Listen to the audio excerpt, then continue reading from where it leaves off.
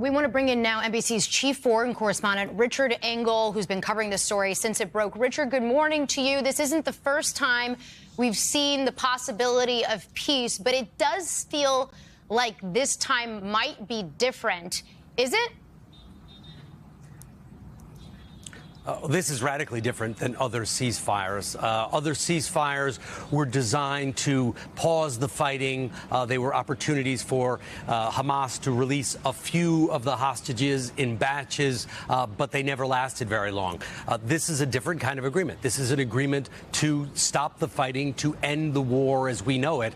Hamas has agreed to Israel's main demands, that it will free the hostages, release all of the hostages it's still holding, 48 of them, 20 of them believed to be still alive, and that it will no longer rule the Gaza Strip, that it will hand over power to a group of technocrats, an apolitical leadership for Gaza. President Trump said after Hamas made this announcement that Israel must immediately stop its bombing campaign against Gaza. Here's the problem. Israel is still bombing Gaza. It was bombing overnight. It is still bombing this morning.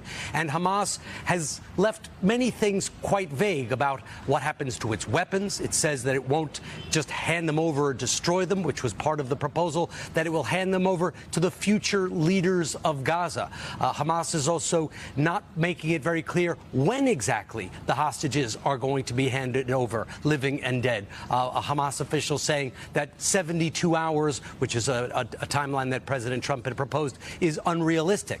So, yes, in principle, a deal is there, but until it actually happens, there are many things that could go wrong and derail it. And clearly, Richard, one of the key differences this go around is that the Arab nations are all on board with this effort, and it's a real pressure point in that region. Is that sort of the leverage against Hamas in many ways, and the potential that Israel could open up a further war? Hamas was backed into a corner here. They've been pressured militarily. Most of the Gaza Strip is now in ruins, as we've been talking about for the last 2 years. According to local medical officials, 66,000 people have been killed in Gaza, half of them women and children.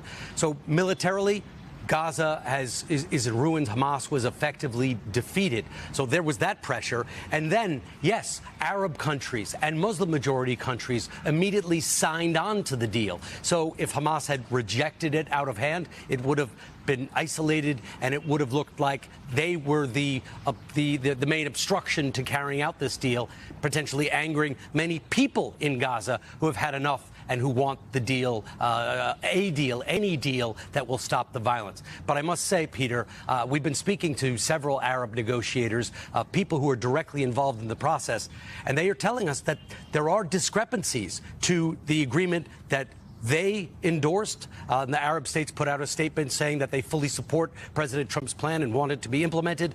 They say the draft that they agreed to, that they endorsed, that they supported publicly, is not the same draft that President Trump and the White House put forward. So there are some language disputes, interpretation disputes, and it looks like there's negotiations ongoing now with talks taking place in Egypt to try and iron out some of those differences. Those details are going to have to be ironed out. Richard Engel, thank you. Hey, thanks for watching. And don't forget, you can catch the Today Show every morning on NBC, or take Today when you're on the go. Just follow the Today podcast on Apple Podcasts, Spotify, or wherever you listen.